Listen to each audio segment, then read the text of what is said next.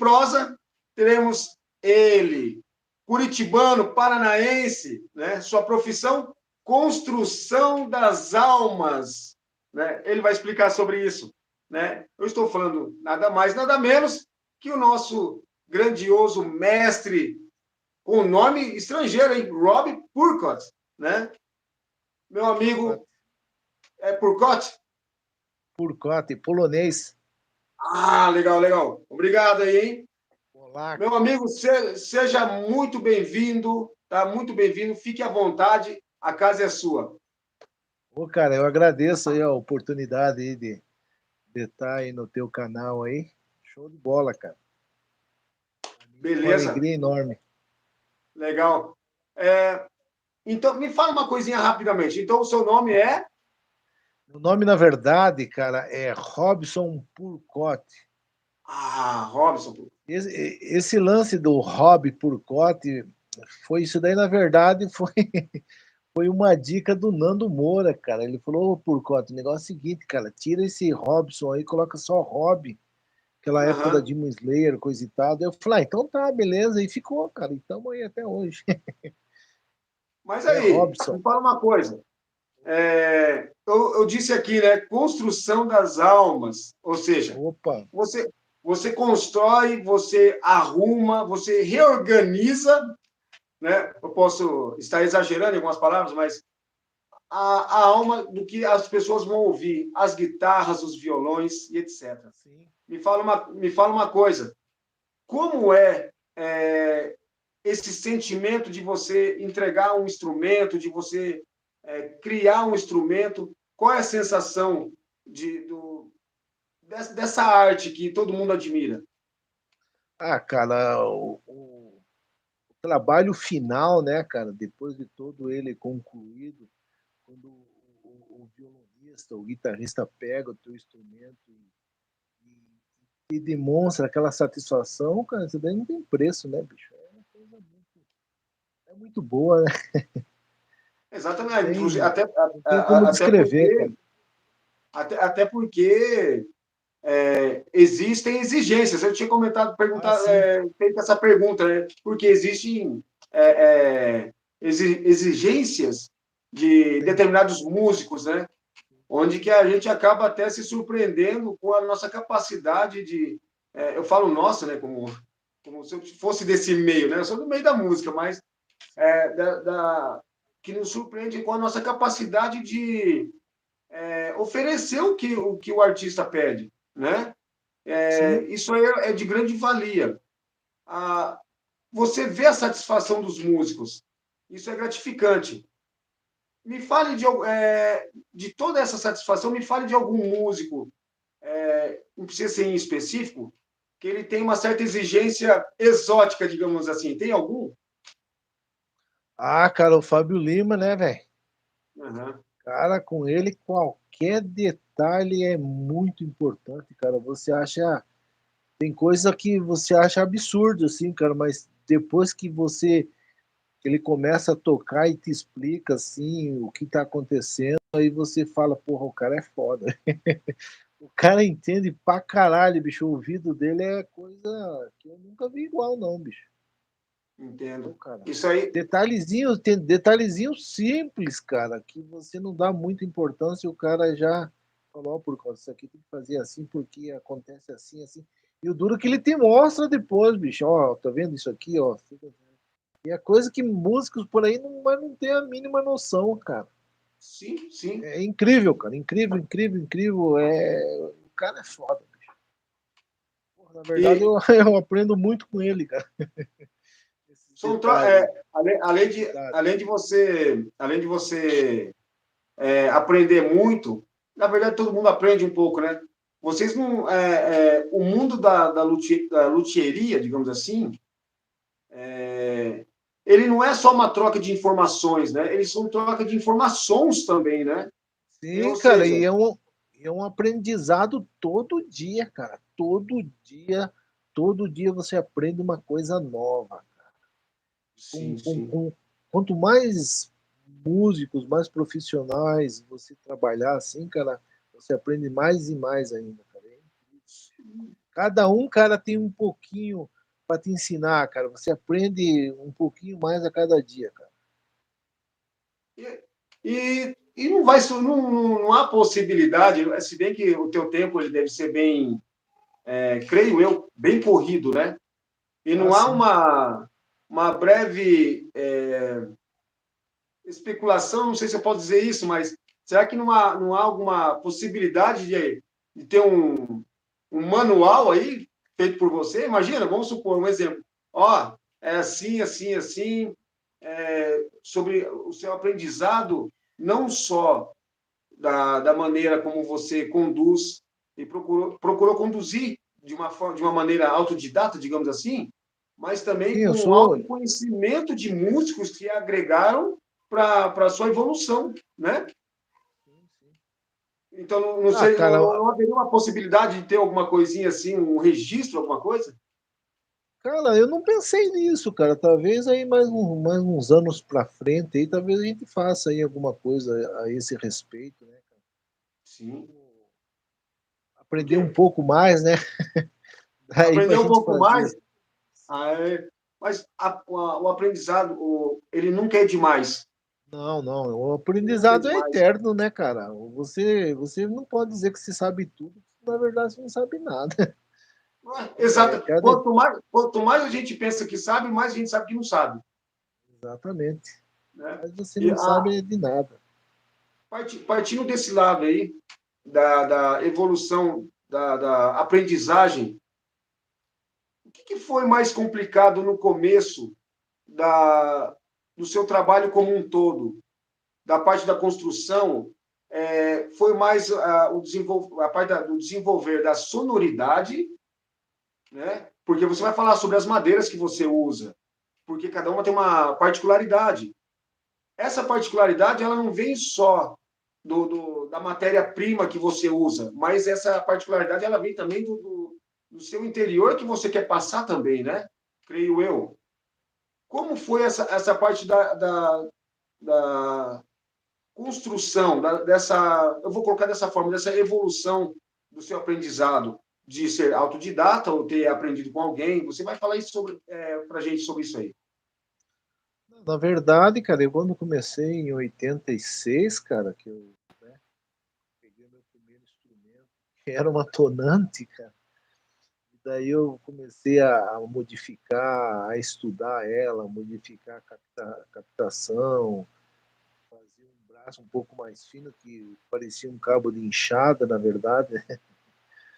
Aqueles traços bem vagabundo, bem fim, bem rente à escala, cara, horrível.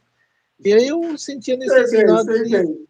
de ir mexendo, coisa e tal, sem saber de nada, sem ter ideia de nada, cara. A gente não tinha acesso a nada, né, cara? A literatura que tinha era tudo da E, gringa, né, cara? E a e, gente ia vendo em revista lá, de vez em quando via alguma coisa, alguma matéria a respeito do MTV, mas aí fomos mandando ficha na parte de ir tocando do jeito que dava, tá ligado? Aí você vai, vai, vai pelos acertos e pelos erros, né, cara? Eu mais errava do que acertava, mas desses erros você vai tirando os aprendizados. Aí depois sim, aí eu tive mais acesso à literatura e coisa e tal, e depois agora nos anos 2000 aí, 98, 97, uhum, começou a internet, aí eu tô assim, aí deslanchou, né, cara? Aí você tinha acesso à informação, né, cara?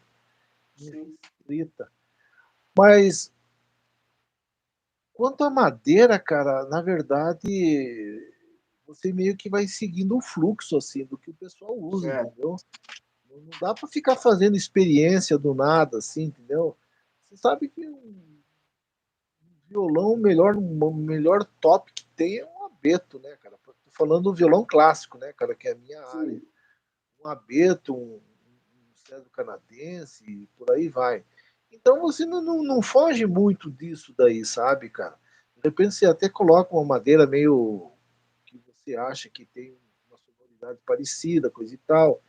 Eu já fiz também teste com o Pinheiro do Paraná, Araucária, né, cara?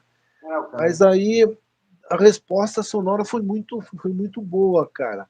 Mas no meu caso, pro violão clássico, cara, ela ela deixa um pouco a desejar, sabe, cara?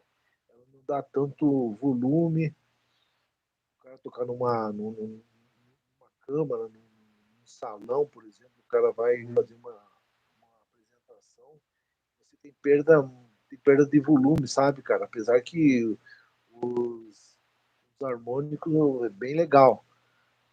E outra, e também eu comecei a ter problema de encontrar a madeira certa, bicho. Eu achei uma vez uma araucária proveniente de uma madeira, de uma casa que tinha mais de 100 anos, cara, e era top do top do top aquela madeira. Mas daí já a segunda remessa já não veio tão legal e essas madeiras que você encontra atualmente é tudo de reflorestamento, então isso daí não dá nem como usar, entendeu? Madeira muito nova, o tronco muito fino. Sim, sim. Na verdade, essa minha primeira remessa foi um achado, cara. Nunca mais encontrei. Daí, quando você encontra também, eu estou sempre falando de madeira de munição, né, cara? Ah, tá. Você sempre encontra madeira já com cupim, que já está inutilizada. Então, aí eu abandonei, cara. Eu não estou mais fazendo instrumento de araucária por causa disso que Certo. não tem madeira, cara. Pelo menos eu não Entendi. tenho acesso a elas, entendeu? Então eu Uhum. prefiro investir no abeto, no cedro canadense. Isso daí eu tô falando da madeira principal, né, cara? Da sonoridade, que é o top ali, com a configuração de leque harmônico e tudo mais. Entendi. Agora, para guitarra, pode falar. Só uma coisinha. A tua voz tá, algumas partes ela tá oscilando, ela tá sumindo. Só uma coisinha. Tem alguma possibilidade de usar, ficar sem fone ou não? Eu posso tentar aqui, eu vou tirar para ele.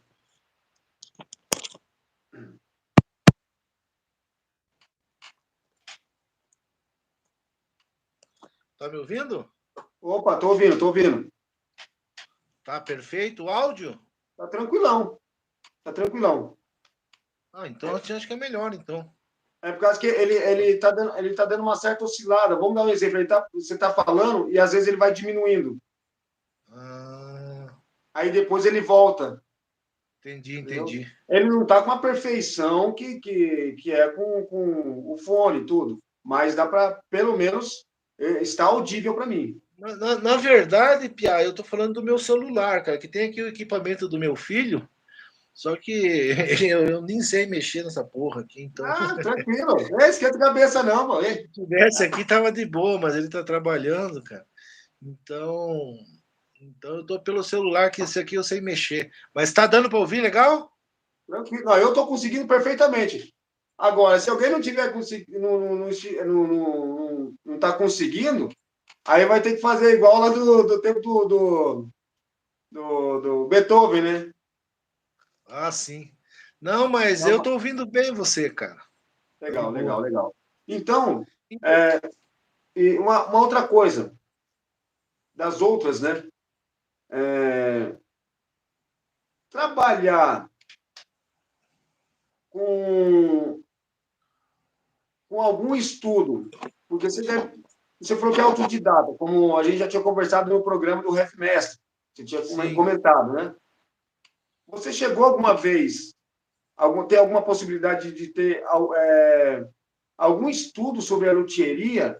E se teve, qual é a diferença de um autodidata para alguém que, pelo menos, não precisa ter estudado anos e anos, né?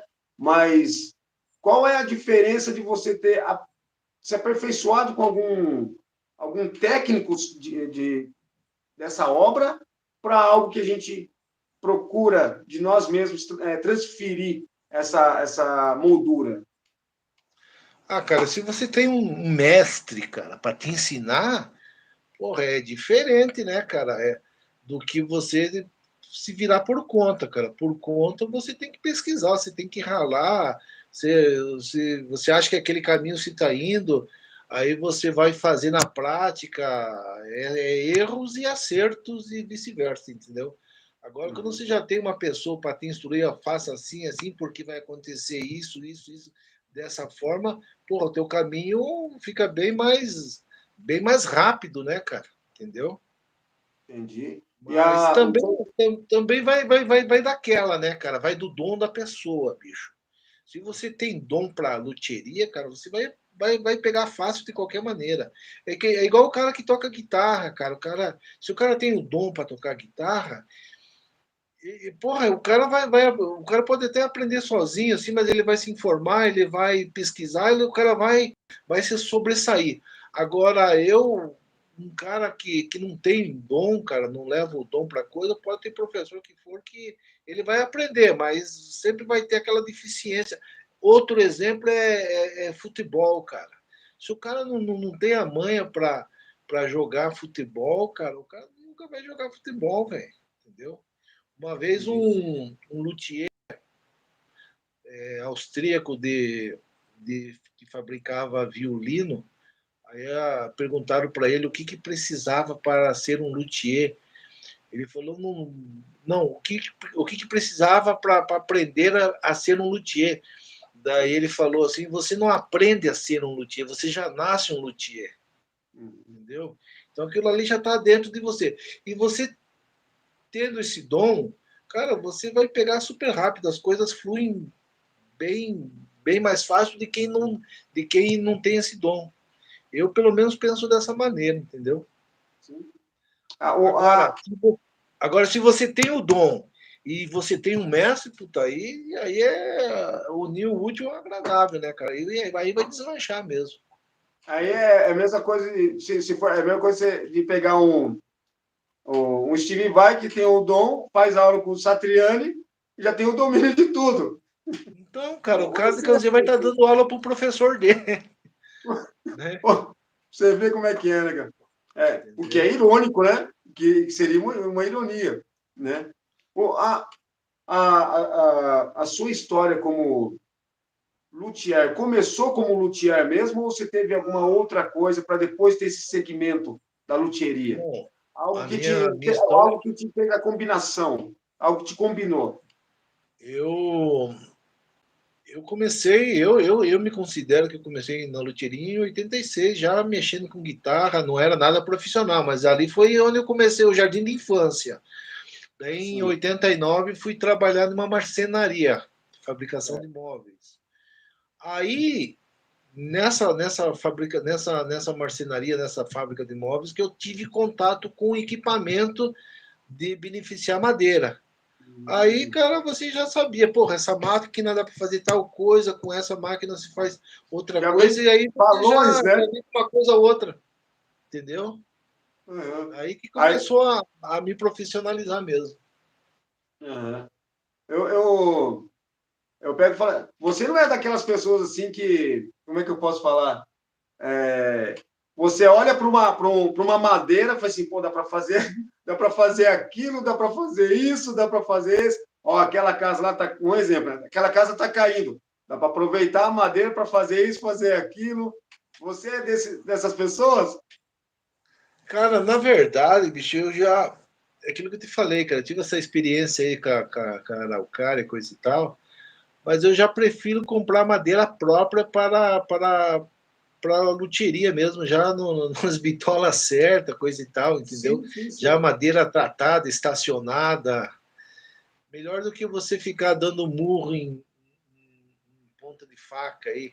Que nem tem esse pessoal da Paul Reed Smith aí, que veio aí lá dos Estados Unidos, vieram aqui em Santa Catarina, compraram um monte de casa de demolição para tirar peroba, para fazer corpo de guitarra de peroba e depois fizeram umas guitarras, uns vídeos de que as guitarras eram sensacionais. Ah, cara, tudo balela isso aí, cara. Entendi. Tudo é tudo São, são, marketing. são coisas experimentais, umas coisas experimentais que não entendo.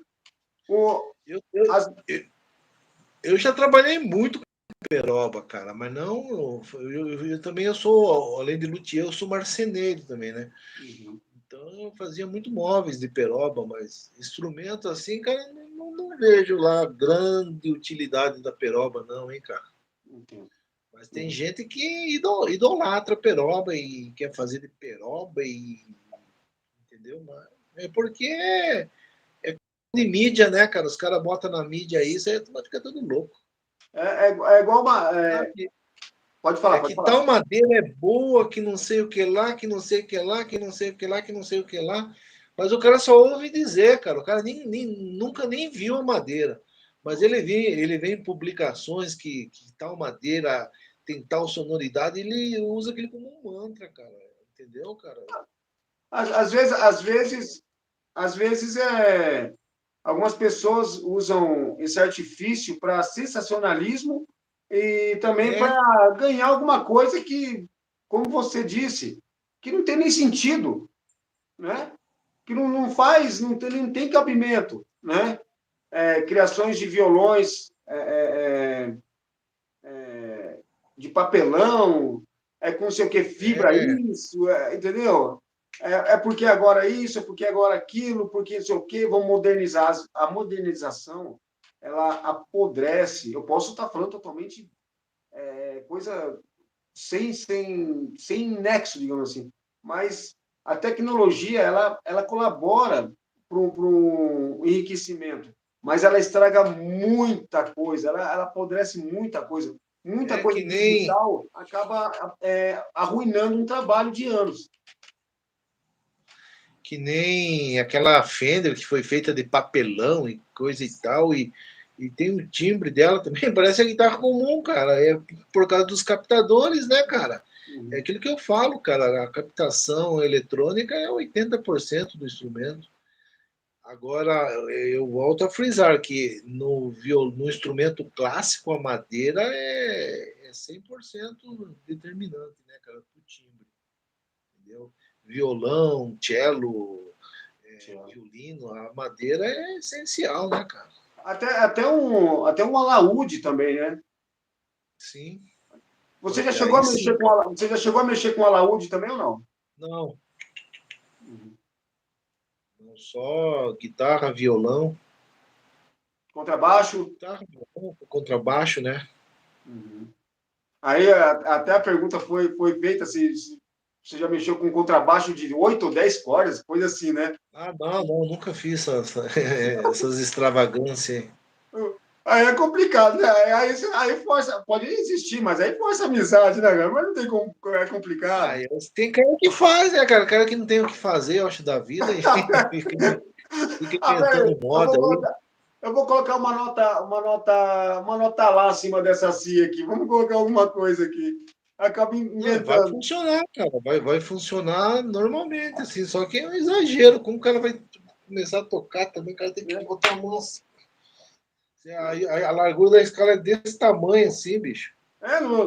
Tá tocando o braço assim, ó. Tá Não, doido. cara, é mais por extravagância mesmo.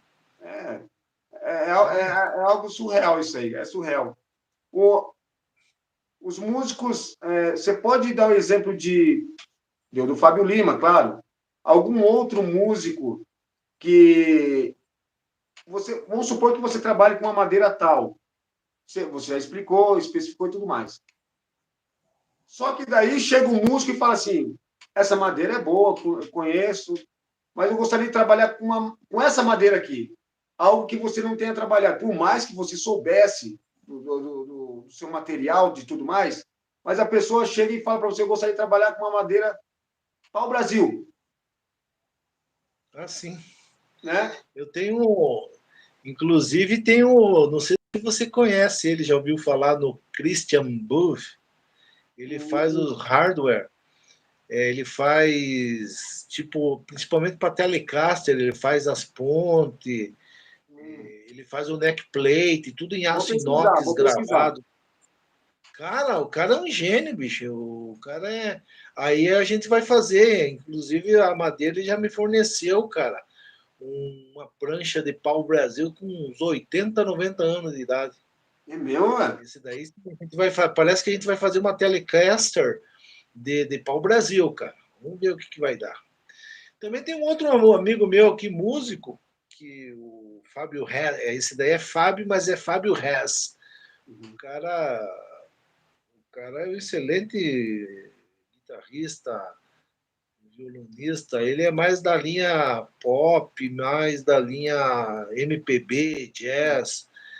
E ele sempre tem me falado da cacheta, cara, do marupá, né? O marupá, a cacheta é a mesma madeira, uma madeira clarinha, amarelinha. Segundo ele, o timbre dela é incrível, cara. Daí eu sempre falo essa dos 80% da guitarra que o captador que o captador manda 80% do timbre, né? Daí ele me contesta sempre, fala, não, por conta, você tem que conhecer essa madeira, que estudar mais ela a fundo. Eu acho que é bem menos, hein? Que essa madeira, ela dá mais do que 20% de timbre. Só que ainda não tive. Eu já trabalhei com ela, já fiz bastante guitarra e tal, mas ainda não tive a oportunidade de me aprofundar mais no tema, sabe, cara? Que na verdade eu quero fazer para tirar essa prova mesmo. Quero fazer um top de violão com essa madeira. Sim. Com o Marupá, né, cara? Vamos ver se ele tá com. Se ele tem razão mesmo disso. Mas eu amo o Marupá, é uma madeira excelente, cara. Mas ainda não pude colocar em prática isso que ele vem me dizendo, sabe? Nunca é tarde demais. Porque, na verdade, é experiência, né, cara? Você tem que fazer aquela coisa do erro, do acerto, e é o teu tempo também que você está investindo ali nessa pesquisa, né, cara? Então eu estou me programando para fazer isso daí ainda.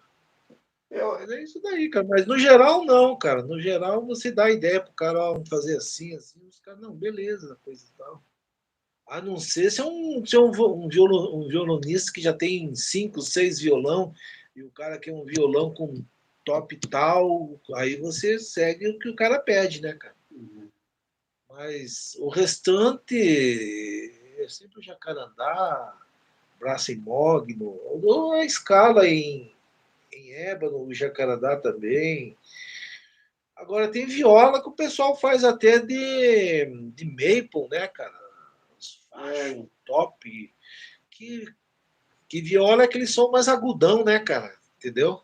Já não tem nada a ver com o violão clássico. Só que o viola, pra falar bem a verdade, é que eu entendo muito pouco, cara. Ou a craviola também, né? É assim. Mas a minha área mesmo é violão clássico, violão erudito, né? A minha escola, que eu sempre me baseei, foi na escola espanhola.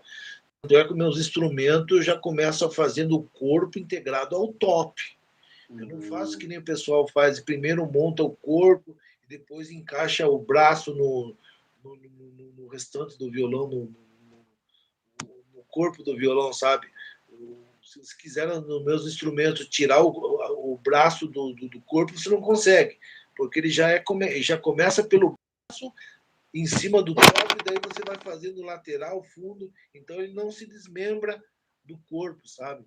É uma construção muito mais difícil. Se Entendi. der erro, alguma coisa, você condena o instrumento, que não tem como eu vou trocar o braço, entendeu? E o que o pessoal mais faz por aí é primeiro faz o corpo e depois conecta o braço ao corpo, sabe? Que em termos de produtividade é até mais rápido, sabe? Mas é como eu te falei, cara, eu me especializei na escola espanhola, né, bicho? Violão clássico, violão Inclusive, flamenco, né? inclusive eu tava vendo hoje um trechinho, porque, como eu já tinha comentado, um trechinho do. Eu não vou lembrar o nome do filme, mas um trecho que o Paco de Lúcia, ele faz participação no filme, né? Aí ele pega uma das partes do trecho, assim, no filme, ele pega, ele fica ouvindo o som do outro cara lá e tudo mais, aí ele pega e começa a passar aquilo para o instrumento, né?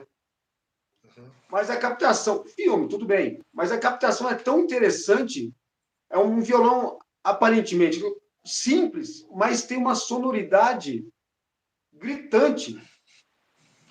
Ele é como se ele fizesse assim, o violão respondia conforme ele atacava. Se ele tocava com sutileza, o som saía também sem aquelas não ficava embaralhado o som, não ficava misturado. Tocava com sutileza, as notas você sentia. Tocava com mais ataque, as notas não se embolavam. Tinha aquela flexibilidade, aquela leveza. Eu não vou conseguir lembrar o nome do filme, mas é muito interessante.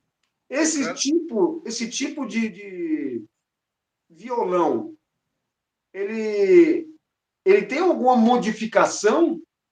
Ele é modificado? E se ele é modificado, por que os violões que você compra em loja de instrumentos especializado em violões ou guitarras e tudo mais, por que tem que ser modificado? Por que nunca é agradado, a pessoa que vai comprar se agrada com o som?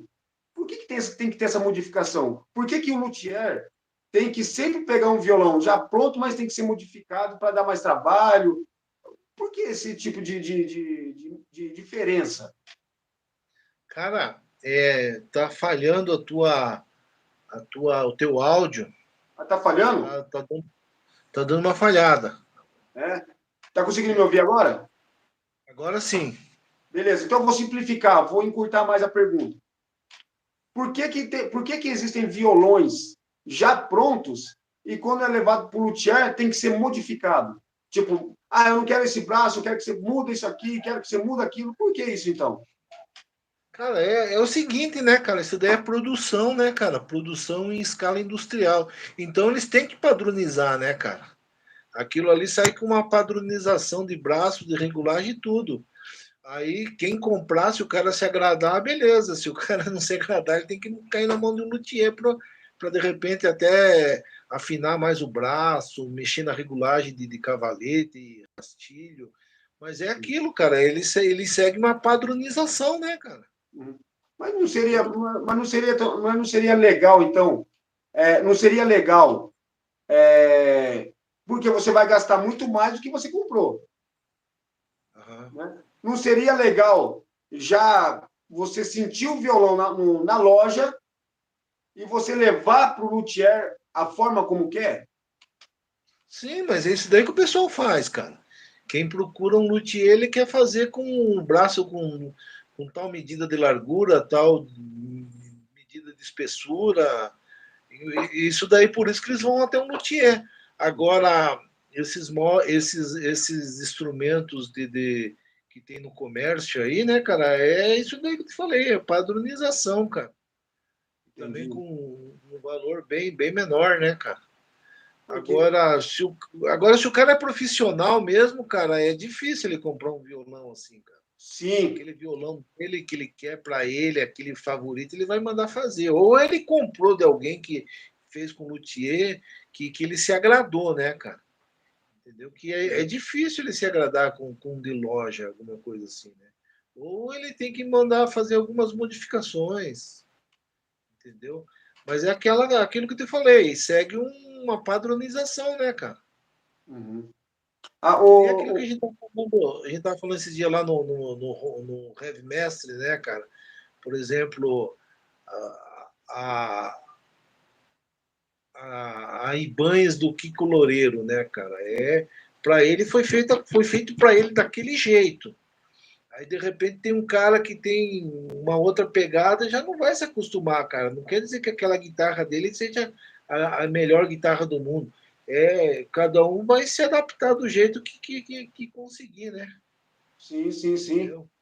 E aí que tá, por isso que o pessoal vai até a luthieria para realmente fazer do jeito que ele quer. Vai no, como é que se diz, vai no médico dos instrumentos. Ah, sim, cara, exatamente. Faz sob medida, né, cara? Principalmente largura da escala, largura do braço, Sim, que geralmente é 52 milímetros que eu faço. Ali no nut de osso, ali ele sim. fica com 52 milímetros. Tem uns que pedem com 50, outros com 51, até 54, 55, conforme a mão do cara, o dedo é meio grosso, que daí às vezes uma escala um pouco menor, mas geralmente a escala é de 650 milímetros, né?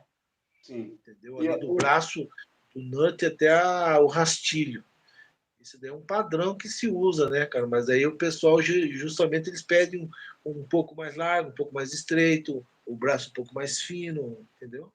E já surgiu a possibilidade de alguém ter pedido, ou você mesmo ter experimentado, escalopar, ou algo do gênero, independente seja aqui. Porque você não encontra violão escalopado.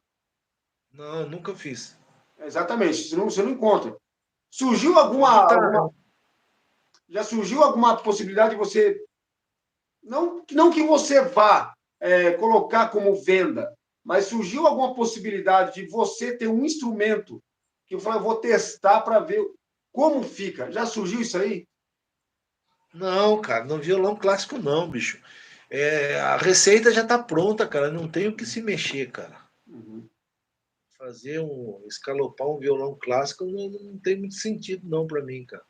Não precisa ser necessariamente O que como. pode acontecer que no violão clássico, que às vezes o pessoal pede que ele tenha um certo raio, Ah, um diâmetro aí de 180, de 18 polegadas, 16 polegadas, 20 polegadas, sabe? Mas geralmente a escala ali ela é reta, cara. sim, sim, Entendeu? sim. Até por conta do movimento, por conta da pressão, né? Sim, sim, sim. Você pode ver, cara, os grandes mestres, cara, o violão clássico não é aquilo lá, cara, é aquela receita de bolo, tá ligado? Ninguém mexe. Pode ter uma configuração de madeira, alguma coisa, de repente o braço um pouco mais grosso, mas não passa disso, bicho. Sim. Ninguém inventa firula, não, cara. E é como eu te falei, né, cara? Eu sou especializado no violão clássico. Agora, Uhum. guitarra não. Guitarra, aí o pessoal faz o que quer, né, cara? Do jeito que quer, dá pra inventar Tá. moda, coisa e tal. Agora, pro violão já sigo aquele padrão clássico mesmo, entendeu? Uhum. O seu objetivo como luthier, padronizar algo. Tudo bem, conversamos já que tudo é padronizado, beleza, né? Mas você tem algum algo a mais que você queira diferenciar? Não é inventar moda, mas você tem algo que você na sua criação queira incrementar para fazer alguma outra diferença, para chamar a atenção de novos clientes, digamos assim, ou algo do gênero? Cara, eu penso, cara, tipo, vamos voltar ao violão clássico. Eu Certo. ainda quero desenvolver um leque harmônico, cara, Hum. que tenha, que tenha as minhas características, mas aí é na parte da parte interna, na parte do leque harmônico, onde que se forma o timbre propriamente dito, entendeu? Aí sim, cara, eu tenho interesse de trabalhar nesse sentido, Já começou a colocar em desenvolver. prática ou só está ainda na pesquisa? Não, não, só tá na teoria, hein? Não Entendi. botei na prática ainda, cara. Uhum. Porque é aquilo que eu te falei, cara, o nosso tempo é corrido, né, cara? Tempo é Sim. dinheiro. E isso daí é muito. Você tem que. É muito erro para pouco acerto, entendeu? Então tem que estar uma situação. Tem que estar no momento certo para você poder botar isso daí em prática. Toma tempo, toma paciência, Tem uma coisa que você não sabe se sem vai dar contar que certo, é difícil, entendeu? né? E não tem como reaproveitar, cara. Deu errado, deu errado, cara. Você não vai descolar a, as varetinhas ali, que nem falam os argentinos, as espinetas, né, cara? Aham. Pra colar, não. Aquilo ali você colou ali, não deu certo, já foi pro saco, cara. Sim, Comece a sim. fazer outro. E assim que é. É tudo na base do erro e do acerto, né, cara? Entendeu? Sim, É o sim ou existe, não, né? existe também um trabalho teórico, um trabalho de até uma física envolvida no meio. Sim, Mas sim. depois, no final, é a prática mesmo, entendeu? Sim, exato. Tudo ali E eu, eu, tudo é voltado à parte, como você disse, se creio eu, o que eu entendi, a parte da física, é a parte sonora, a parte, né, da entonação, a parte do acordo entre a madeira com as cordas e tudo mais, né? Isso daí é pura física, na verdade, né, cara? Sim, sim. Envolve. E hoje em dia a literatura está bem rica nesse sentido. Se encontra muita coisa a respeito, sabe? Muito trabalho feito já sobre isso. Sim, E a gente sim. vai pegando uma coisa aqui, outra coisa ali, você vai somando e coisa e tal, e vai juntando, vai formando um quebra-cabeça e depois você tem que botar na prática, né? Mas, resumindo a tua pergunta, respondendo ela, mas eu sim fazer alguma coisa, mas nessa parte aí de leque harmônico e tudo mais. Entendi, entendi. Agora de guitarra também, eu tenho uns outros projetos aí, fazer um modelo para jazz, entendeu? Eu tenho uns modelos para metal, né, cara, que eu também sou muito ligado nessa parte. Sou muito fã também das guitarras das Bisser Rich, tá ligado? Uhum. Que era o que tinha de metal, assim, era uma coisa que me fascinava também. Tanto é que a Demon Slayer eu pensei já nesses modelos da Bisser Rich, né? Sim. Agora a guitarra é muito fácil, cara. O negócio mesmo é instrumento acústico, né? O violão clássico. Esse daí é o grande desafio. Igual você tinha comentado sobre a questão da construção, né? Que uma é a parte elétrica e a outra é a parte que cabe a parte da harmonização da madeira, né? Sim. Justamente por ela ser uma é maciça, a outra não, Uhum. né? Ela causa para alguns, um certo desconforto. Eu falo isso por quê? Por que eu falo isso? Porque além de querer conhecer trabalhos envolvidos a essa parte, eu tenho alunos que reclamam sempre, falo sempre, porque eu tenho alguns alunos aí, tá? Ah, eu comprei aquela guitarra e não é a madeira que eu queria. E, cara, às vezes nem sempre o problema é da madeira. Você tem que ver Não, se o cara, problema isso não é daí você. exatamente. E outra, por exemplo, no violão clássico, cara, o pessoal não gosta nem de usar aquele captador de piso elétrico que vai embaixo do rastilho. Sim. Nenhum violonista clássico gosta de eletrificar o violão dessa forma. Ele gosta de colocar um ou dois microfones na frente do violão. Ele tocando sentadinho ali com dois microfones direcionados. É assim. Uhum. Se for preciso captação de áudio, agora de captação interna eletrônica, os caras eles não gostam de jeito nenhum. A parte, Sai outro timbre, né, cara? sim, a parte nós não entramos nisso, mas eu vou colocar como uma forma mais. Porque o clássico, o barroco, né? Colocando dessa Uhum. forma, tem o seu lado conservador, né? Sim. A sua obra de. Por isso que chamamos de conservatório, porque ele conserva, né? Aquele padrão. O erudito, né? O erudito, né? Ele tem várias particularidades. Você, já claro, acabou de mostrar a evidência pela sua escolha da música clássica como um exemplo. Eu pergunto para você, a música clássica, ela falta. Vou fazer uma pergunta que eu gostaria que você não esclarecesse, mas desse uma direção. A música clássica, existe algo nela que ainda não foi aperfeiçoado na questão da sonorização do violão? Não, eu acho que não, cara. O violão, cara, para muitos violonistas é um instrumento completo, cara. Até mais do que o próprio piano, bicho.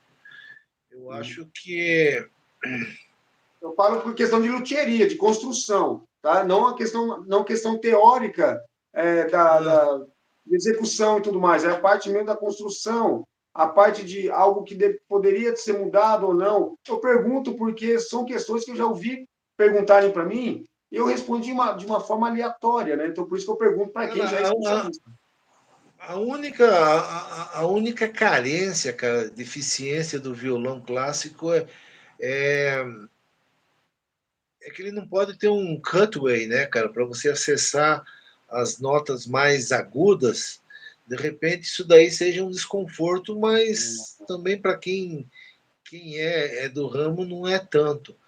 Agora, se violão clássico com cutaway já não funciona legal, cara. Ali você perde muito agudo ali naquela região ali, entendeu? Entendi.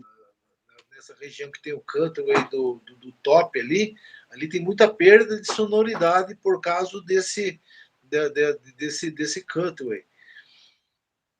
O problema do violão clássico é isso daí, né? Do instrumento em si, do violão, que não tem canto, é esses acessos um pouco mais confortável às notas agudas ali na escala. Mas do resto, eu acho que não deve nada, não. Mas infelizmente, a gente até tem as explicações, mas dificilmente alguém compreende, cara.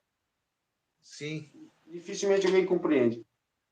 Você pode ver, cara, tudo bem, o violão eletroacústico com canta e funciona bem, legal, mas o violão clássico mesmo, você não vê, cara, ninguém tocando com violão cutaway, entendeu? Isso daí é abominável para os grandes mestres. Ou então uma coisa acima, se tivesse um nome maior, né? Por exemplo, tem o pessoal aí, o Carvalho aí, o São Paulo, o Pedro Scremin, os caras, eles deixam a escala um pouco mais alta ali, quando ela entra ali um pouco mais rebaixado ali o top, justamente para ter um acesso um pouco melhor ali no dedilhado, ali nas notas agudas. Interessante. Mas é o que dá para se fazer, cara, no momento, porque outra forma não existe, bicho. Entendi. Para melhorar. Meu amigo, estamos chegando ao término. Eu gostaria de, mais uma vez, agradecer a sua paciência, tá? Não, a sua atenção, e não só como um profissional, mas sim como pessoa, a sua humildade, né? Que nós estamos muito fracos disso, é a humildade, né? Eu quero dar os parabéns pelo seu belo trabalho, e não é porque estou falando para você virtualmente, mas sim porque eu reconheço o trabalho, não precisa ser reconhecido palpavelmente, digamos assim, mas pela palavra você já entende que a pessoa sabe como equilibrar o que cada músico, exigente ou não, ele quer, né? Então, meu amigo, muito obrigado pela sua participação, tá? Foi uma honra, tá? Espero que você tenha, espero que tenha gostado, pelo menos tenha ficado satisfeito com algumas questões que eu coloquei aqui, e seja bem-vindo várias vezes. Fique à vontade para falar alguma coisa. Não, cara, eu que agradeço a oportunidade aí, cara, e vamos fazer aí uma segunda parte, uma terceira parte, de repente, durante o dia lá na minha oficina, que agora eu tô aqui na minha casa, né, e em outro ambiente também, podemos marcar, fica à vontade também, cara, não tem problema. Que o tema é muito, abrange muito tema, né, cara, é muita informação para você falar em quase uma hora, assim, não tem. Mas a gente fazemos, se você quiser, a gente pode fazer uma sequência, não tem problema, não, cara. Para mim será um prazer. O problema não se eu quiser, o problema é se você aceitar, porque você é um homem ocupado. Eu aceitar, eu vou aceitar, é claro. Nesse mundo aí eu aceito, pô. Não, mas a gente dá uma brecha aí, a gente consegue esticar o tempo aqui ali, mas vamos marcar assim, cara. Pode ficar sossegado aí. Beleza? É isso aí. Meu amigo, mais uma vez, muito obrigado. Obrigado. Espero que o pessoal que vai assistir se agrade, né? Porque nós temos que abranger um público que gosta dessa cultura. Felicidades e vamos nos falando ainda. Valeu, meu irmão. Um abraço para você aí. E a hora que precisar, estamos às ordens. Falou? Igualmente. Abraço. Até, tchau.